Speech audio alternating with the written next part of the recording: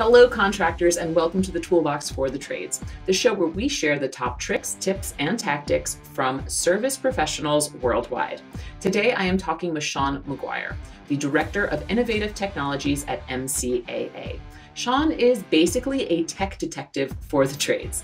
He finds the latest and greatest technology and learns how it can be applied to the trades. During today's talk, he shared his top technology tips for contractors and shared his predictions for future trends. Enjoy!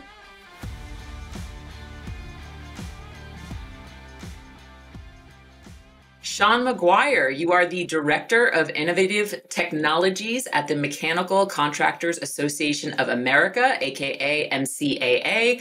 Thank you so much for being a guest on Toolbox for the Trades. Hey, happy to be here. Really excited to talk to you today, but we're going to start off this conversation we do with basically every single podcast, which is how did you get into the trades? Well, to be clear, I'm one of those guys who kind of avoided it mostly. In fact, I don't really consider myself in the trades. I'm an association geek who has just basically served for our members for so many years that I've been able to get a lot of good exposure to understand the problems and the operations of most of our contractors over the last 22 years or so that I've been working with the MEP trades. That's awesome. I like that you say that you're not in the trades, you're like an association geek. I kind of feel the same way, but instead of association geek, I'm a podcast geek. So like I'm like next to the trades. I'm like standing right next to them. So you're in good company here. Before we go any further, I'm really excited to talk about your role and really dive into some of these top technology trends in the trades. Before we even go there, tell me about, what is MCAA for anyone who is not familiar with the organization? Well, MCAA is a trade association. We represent right around 2,700 union-affiliated mechanical, plumbing, and service contractors. So our service side, you'll get essentially both mechanical and plumbing service. We're trying to kind of get the message out there, obviously. If you are involved as mostly a construction contractor, a nice way to kind of diversify your business is to make sure you have a service component to it. So it's funny, we have kind of a wide range of members across the country. We have people who are service only, we have people who are construction only, and we have a nice kind of a Venn diagram of people who are kind of both. But we're always trying to get that middle area as big as possible because we think it's a great way to kind of smooth out, the ebbs and flows of the business cycle. Got it. So you love adding service divisions to traditional construction and commercial businesses. Right. We've been doing a lot of that, a lot of education on that for ever since I've been involved. But we've really actually been doing a lot more of an increase on the plumbing side. For some reason, plumbing contractors are a little more hesitant to have a service division than some of the mechanical contractors are for some reason. But they're overcoming it because they see that it's a great way to kind of make wider margins and really kind of improve their business operabilities. That's awesome. We definitely should talk sidebar a bit about adding a service division if we get through all the technology stuff. Sure. If we do. And also, I imagine that plumbers are probably more hesitant because they're like, I just don't want people screaming at me on the phone that their toilet's overflowing every day. I just don't want to deal with that. But why would someone join MCAA? What would be the benefit for them? Well, the biggest member benefit is the education. There's a lot that we do throughout the year. We're actually about, I have no idea when this is going to actually drop, but I leave for our annual convention next week, which will be mid-March. And, there we'll have 2,100 attendees there from all across the segment. I'm actually just glad the fact that we're doing this in person again. We had our MEP Innovations Conference this last January, which wasn't just MCA and MSCA members. We partnered this year with NICA and SMACNA, so we had full MEP trades all there at the same time. But the education is kind of where we really drive a lot of our value. It's hard not to be a contractor, but when you're part of an association and you can pull information, and shorten the learning curves on a lot of these tough areas of operations, even beyond software and technology, it makes a huge difference. If you can try to avoid some of the landmines that people have stepped on over the years, we're happy to have more and better contractors out there to kind of make the environment a little bit better. That's exactly why I have this podcast. You know, a rising tide lifts all boats. It's a phrase we've used constantly throughout this show. And I 100% agree with you. Networking is so beneficial in the trades because it's such a tired and true business model. And if you can surround yourself with people that have been there already, you can really avoid those landmines, which is exactly what you said. So I would love to know, how does your role as the Director of Innovative Technologies fit into this company's mission?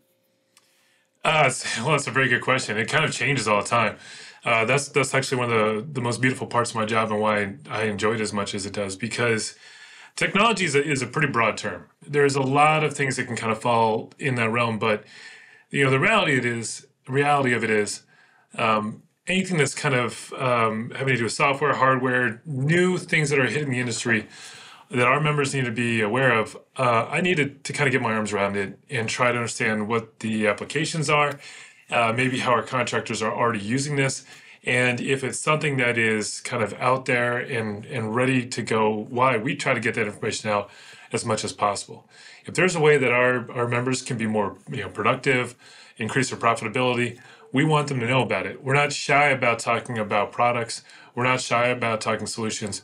What we need, though, is to see, some of the real world case studies of how people are using that software, not just kind of some of the speak that we get from, the never-ending, march of salesmen that come in there all the time that can promise great things until we've actually seen contractors using it and doing these things and realizing the gains. Then we're a little bit more hesitant to kind of get the news out there. But my job is to at least take a first pass at it and see what the kind of ramifications are, how it can be used, and how our contractors can benefit from it.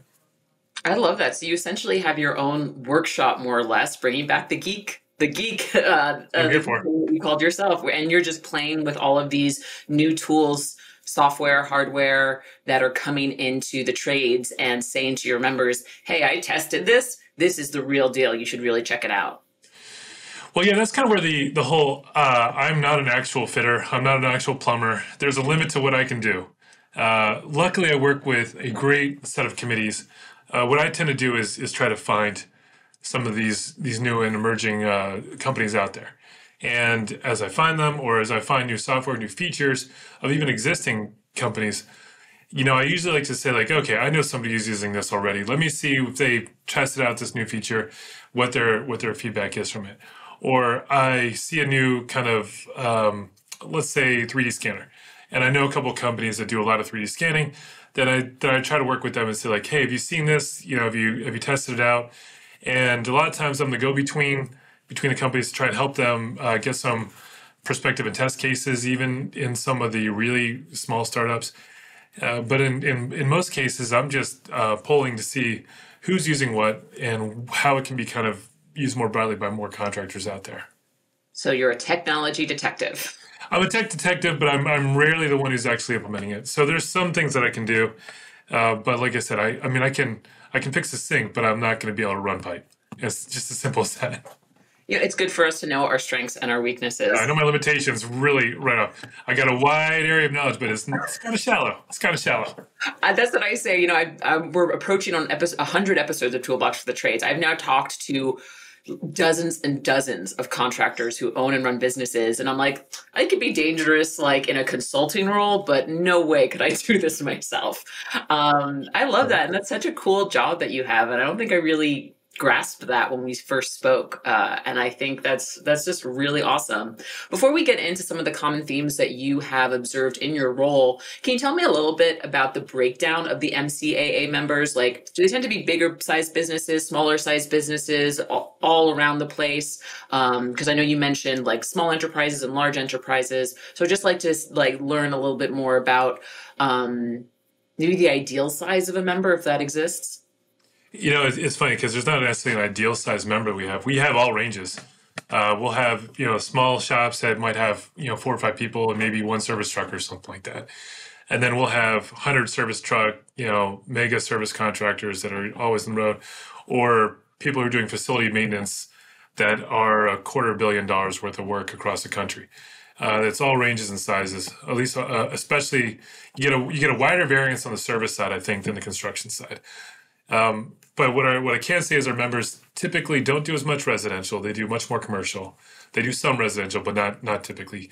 The residential construction side that they do tends to be more, multi-story apartment buildings or condos and that kind of thing.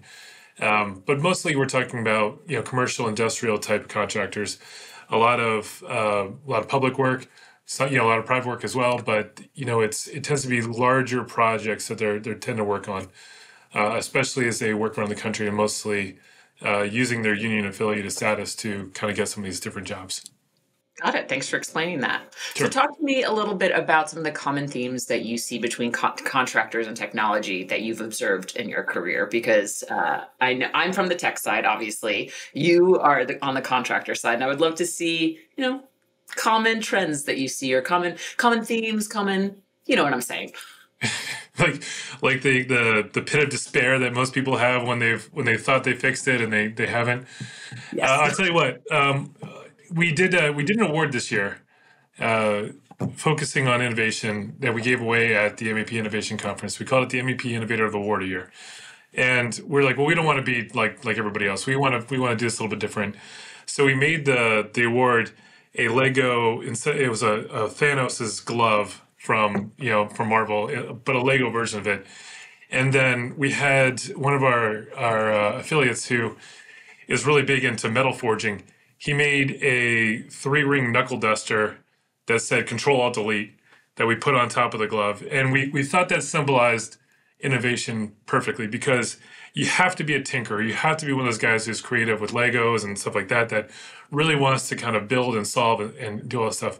But so much frustration comes from hitting the wall too many times, and you have to hit Control-Alt-Delete and restart everything. And sometimes it means you're kind of you've taken things like 70 or 80% and realized that it's never going to go 100, and you got to put it away to the side and give up, and you've got to find the next problem and try and fix it. I'd say the kind of, if you're looking for common themes, it's really not only the ability to tinker, but it's also the grit and the determination to not just find the problems, but solve them. And continually looking back to see, how did I do that right? Could I have done it better? Is there a better solution out there? Just because something is fixed doesn't mean it can't be better. So that's what I'd say is the common theme along the lines of a lot of the innovators that I'm seeing these days that are dealing with construction technology. That's awesome. That's such a cool award. I would love a picture of it if you have it. Maybe we can put it on the website that this episode will be hosted on.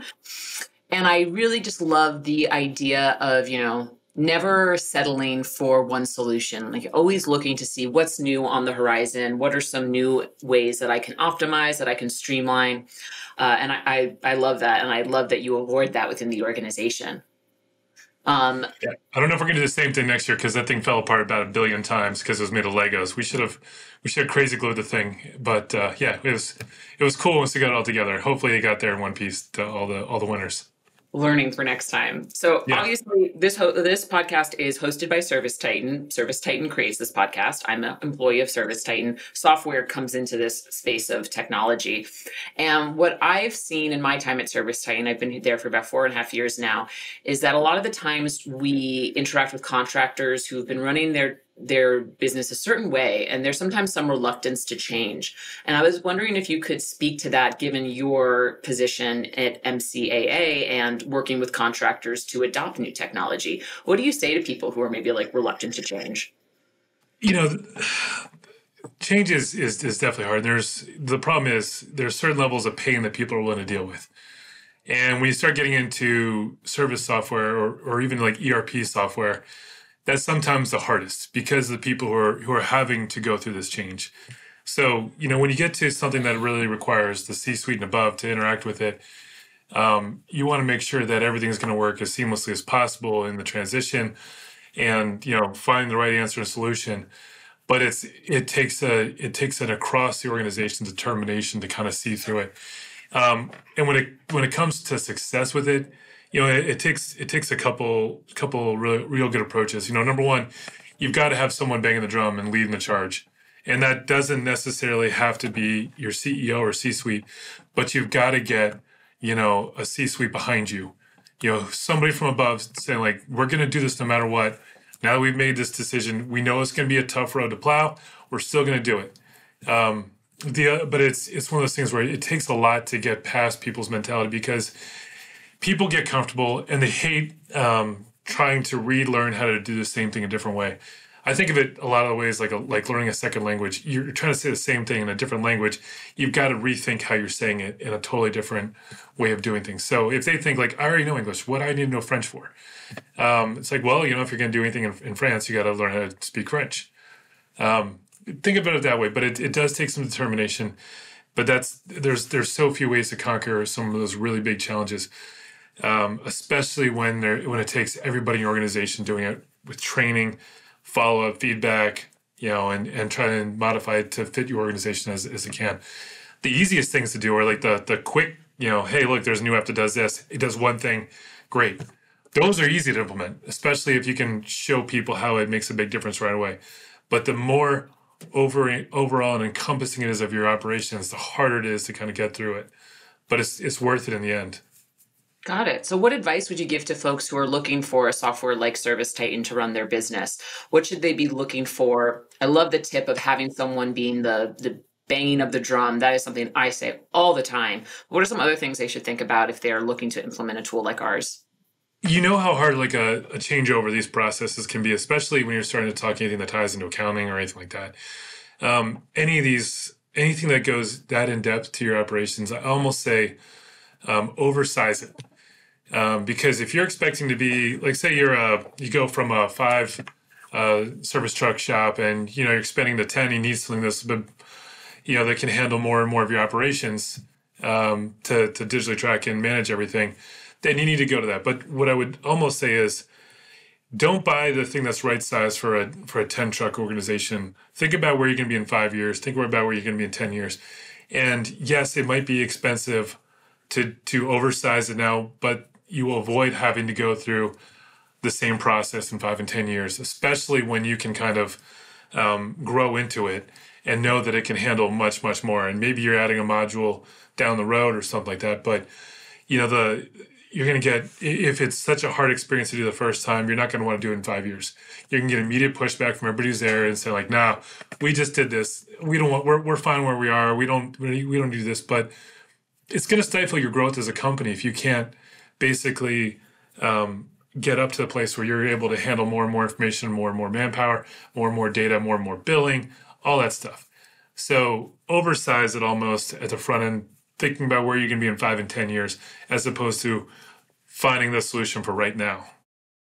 That's a great piece of advice. So talking about the recent innovations that you've tinkered with, that you've evaluated, what are you most excited about? Oh, man. I still think that there's a really good place in the market for augmented reality.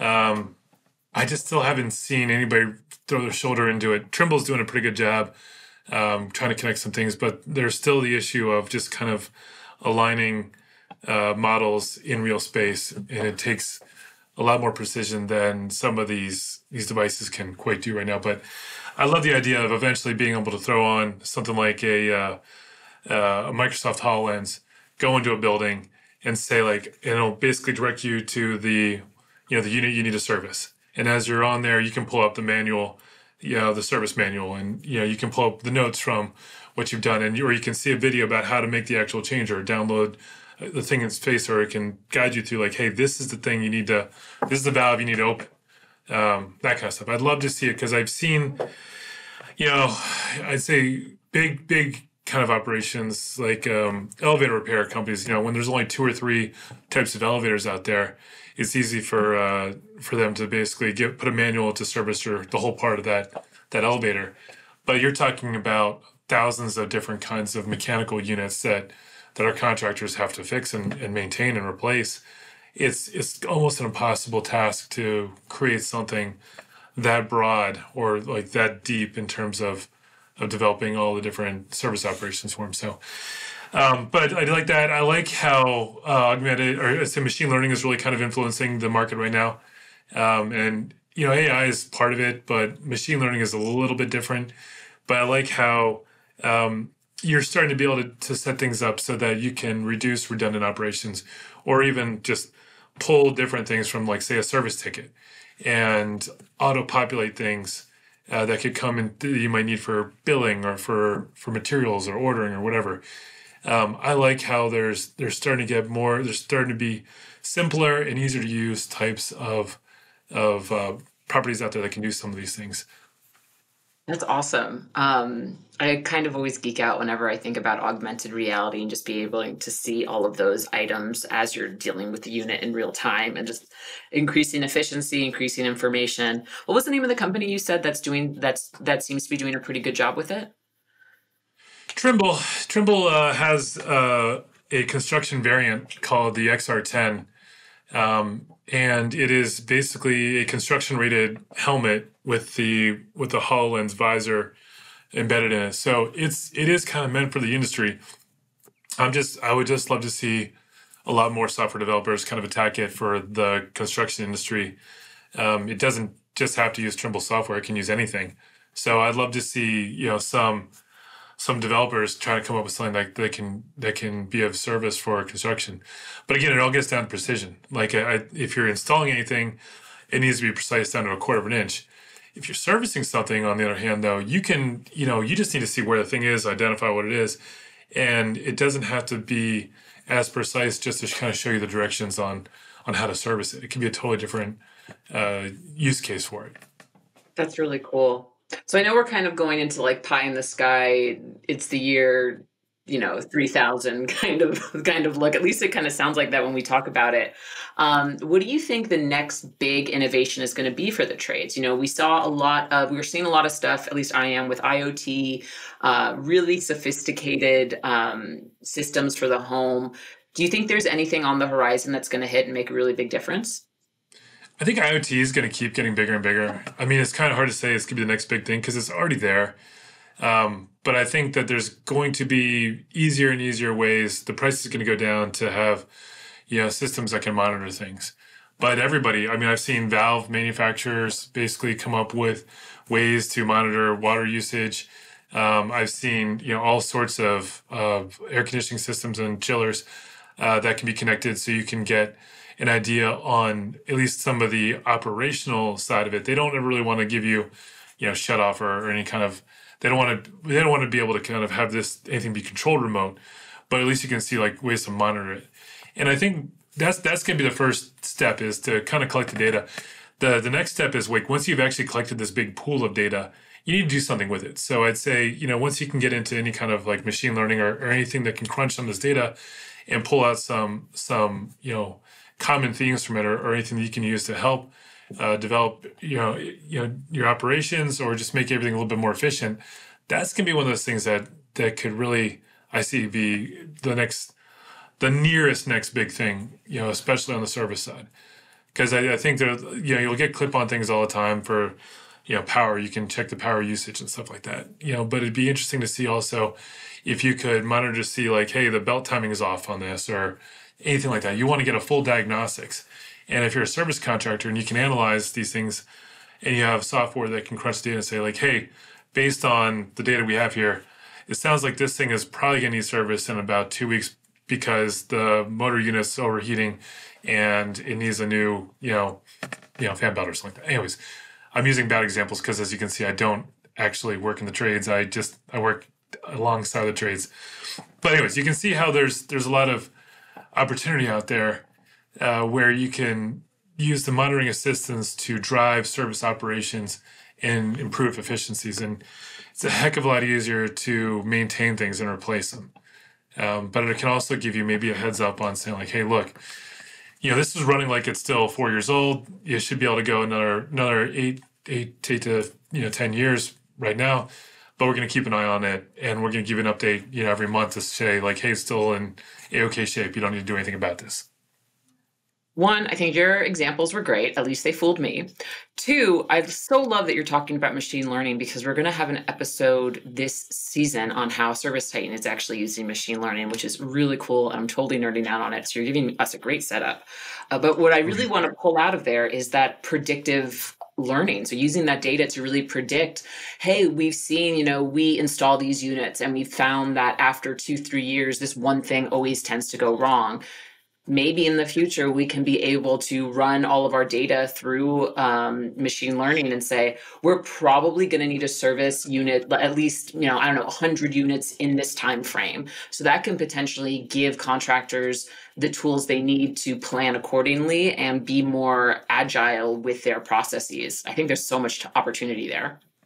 Yeah, I agree. And if you have a even larger access to a data pool and you can synthesize a lot of the data, I mean, you can really start finding common things so that when someone's pulling up any kind of information on any kind of service they're doing, you can say like, okay, this is a carrier unit, very reliable. It's going to be good for the next like 10 years, just fine based on our predictive analytics for this unit. But here are the top 3 things that usually need to be maintained. So here's the 3 things you might want to check. Like anything like that, I think would be incredibly valuable to a service contractor. And they can show their value to the owner that way by saying, look, we think this is fine. There's only a few things we want to check that tend to need service. We want to make sure we're in front of this so we're not having to hit you at the worst time possible. So we're going to come in on off hours. We're going to do this when the system's down or something like that. We can schedule these things so that we're not interrupting your actual business when you're trying to be up and running.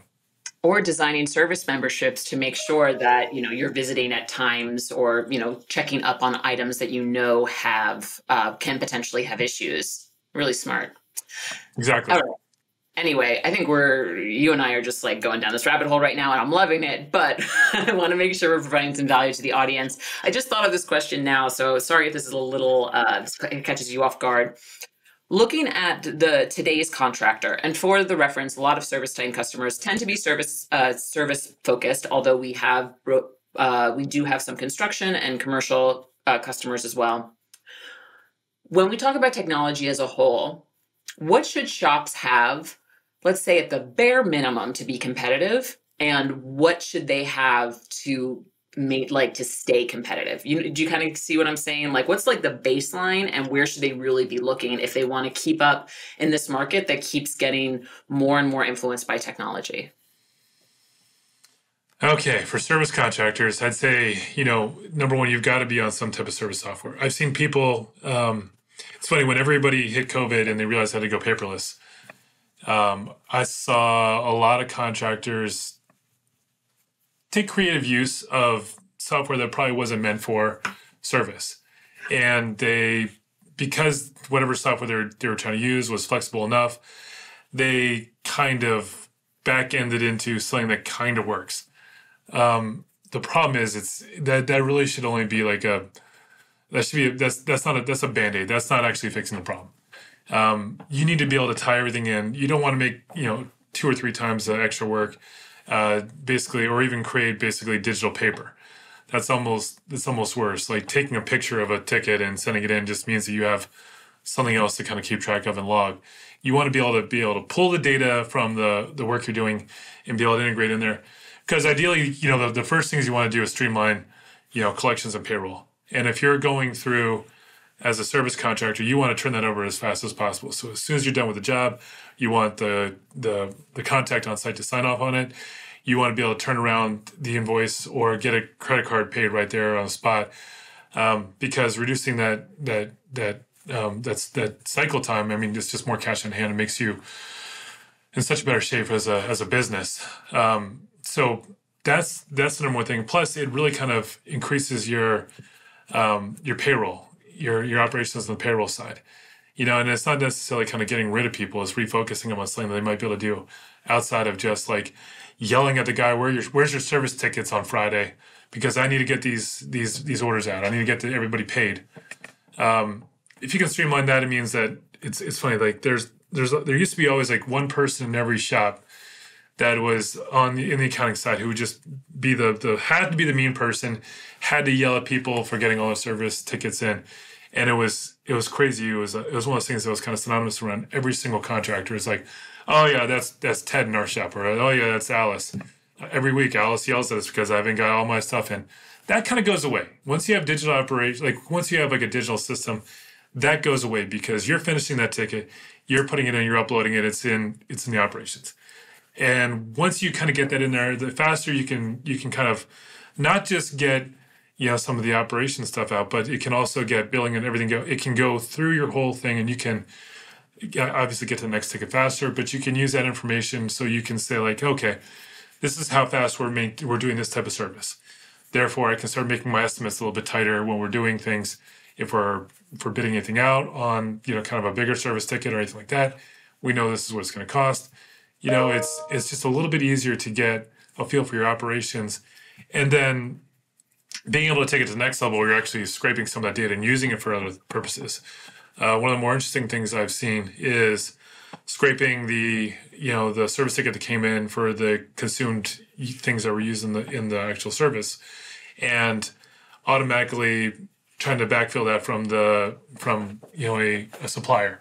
So like, oh, I used 6 feet of copper, too much copper, so I need to get that like replaced. And it'll do that. It'll order it and it'll get ready for loading on that truck next time that the person comes back in the shop to reload supply. So it's already kind of geared for them to do it. These are the kind of things you can get that you'll never get if you're just kind of using a back-end program. You'll also never get to really kind of dive in to see, how profitable each service tech is, how profitable each truck is, different lines of business. It takes so much more effort and double entry to drive any kind of real key indicators out of your operations, unless you're taking it through a system that can really kind of maintain and get you the information and data you need. Nice. Beautiful answer. And also nice soft plug for ServiceTitan, which I try not to do on this. I try not to do on the podcast, but we are a ServiceTitan sponsored podcast. So I enjoy asking expertise like you those types of questions. So I would love to know your most memorable experience working with an MCAA member. Do you have any, stories of a contractor who was able to change their business by adapting or adopting new technology? I mean, I'm not going to name names, but we had, it's funny, like, I've worked at MCA for 22 years now. And I remember one of our more active members had said, my business model is relationships. I'm all about relationships. I don't need to get into all this technology or fabrication or service. As long as I got a good relationship with these 5 owners and these, 10 GCs, I'm in good shape and I'll be fine. And then they started getting more and more active. And next thing you know, they realized, well, maybe I can be more profitable, more productive, safer if I have a fab shop. Okay, so they open up a small fab shop. And they're like, well, maybe I need to, if I'm going to really fabricate anything, I really need to start using BIM and VDC tools. So they started doing BIM and VDC tools. Next thing you know, their margins are, every single time they implement another kind of technology or new type of operations, their margins are widening and widening and widening. And it's giving themselves a little bit more of a buffer.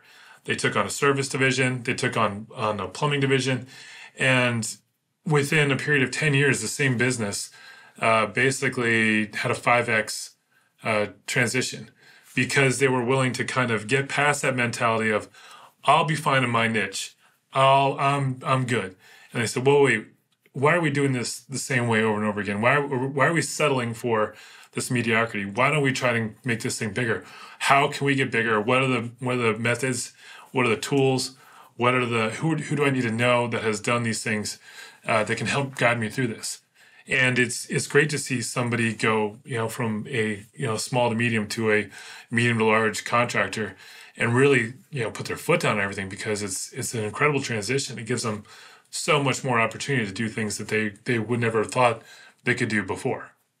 I love that. So it's kind of, instead of looking at what, I'm sure there's folks listening right now who are like, man, Sean and Jackie just talked about stuff that I've never even heard of, or I vaguely heard of, and I just feel overwhelmed. It sounds like this contractor you gave the example of really just broke it down, like step by step by step. It was like little baby steps that just eventually got them now to where they are today. Would you agree with that?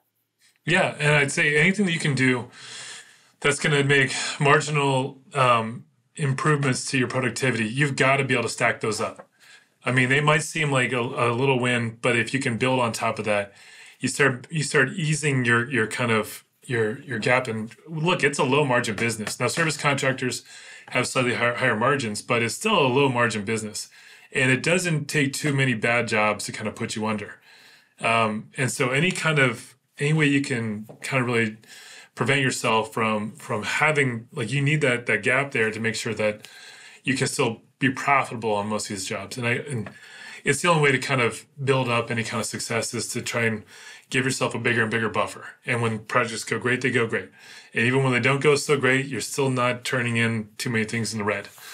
or you don't take too much of a hit on it. You're still getting through it because it was, some of the technology saved you from making those really big mistakes. Communicating to the field, saying, "Oh, no, that doesn't go there."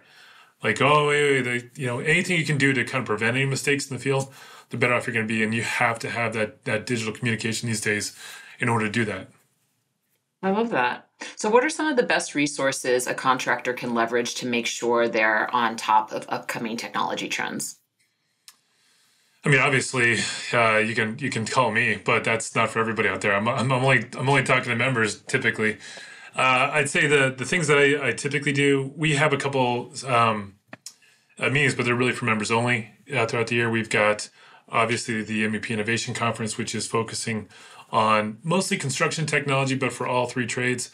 But we're also looking to start up selling for service technology because I think it's needed and it's so distinct.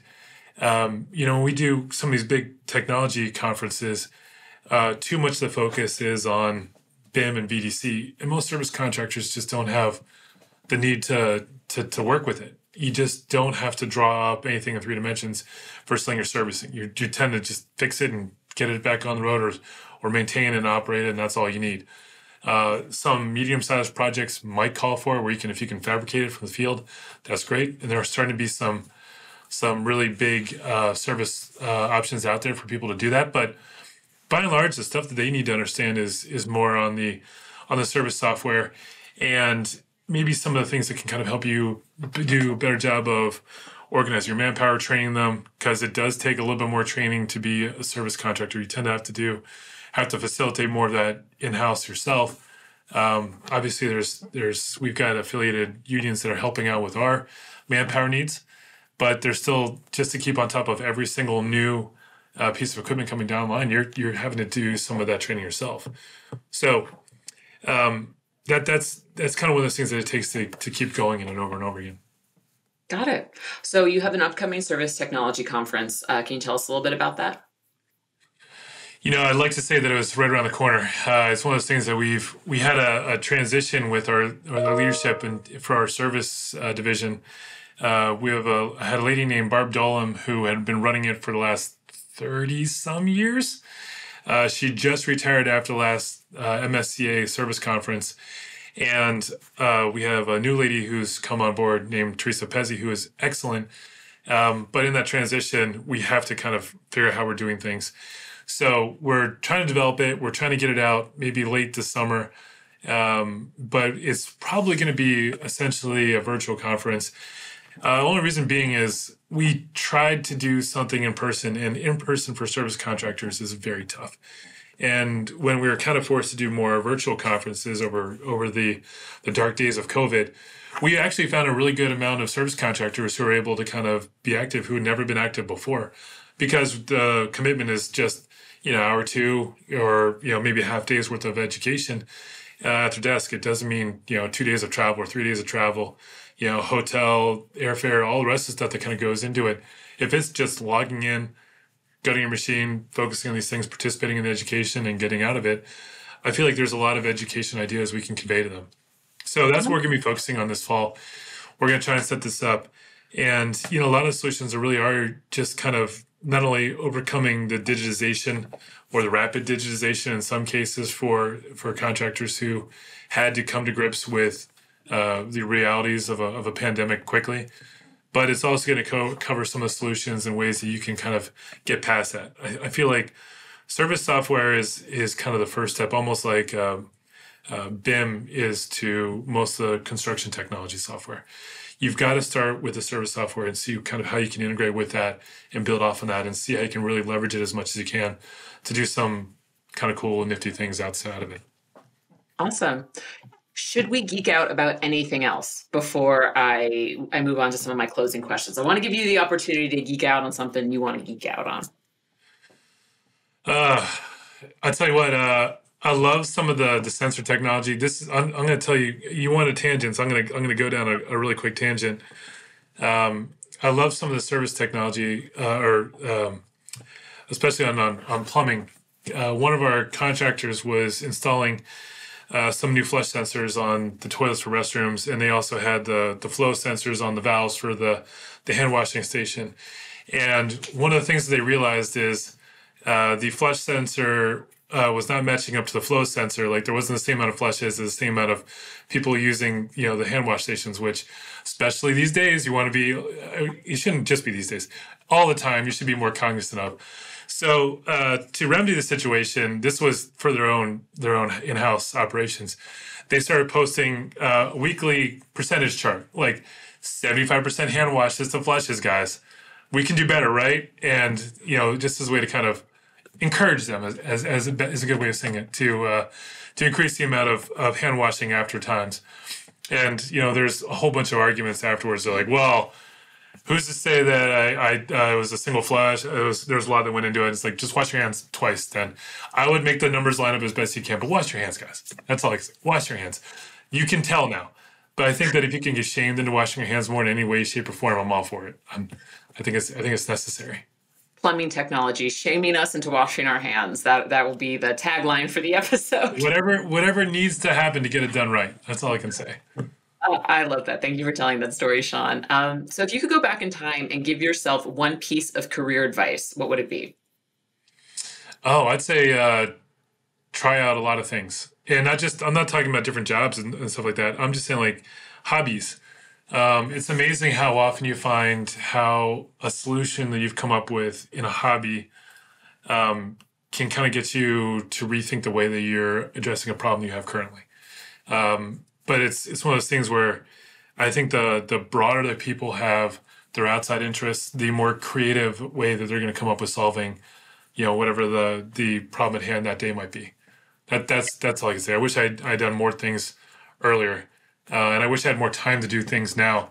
I think my two kids kind of take away some of that time, but who knows? Maybe my learning how to play lacrosse so I can help teach my daughter how to play lacrosse is going to come in handy one of these days. But until that happens, I don't know how it's going to work out. I have high hopes for it. I have high hopes for that and ambitions. So if you had to choose a song to be the soundtrack of your life, what would it be? This is a bad choice because I'm just listening to it a lot. First of all, I hear nothing but Encanto from my kids all day, so it's not we don't talk about Bruno. I don't know. I'd say soundtrack for my life. Man, I wish you'd prepped me with this question ahead of time. I could have put some really deep thought into it. I just like the bass line from Seven Nation Army more than anything else. You give me some White Stripes. I don't care about the lyrics, but give me just the bass line from Seven Nation Army. Just have that be my walk around music all day long.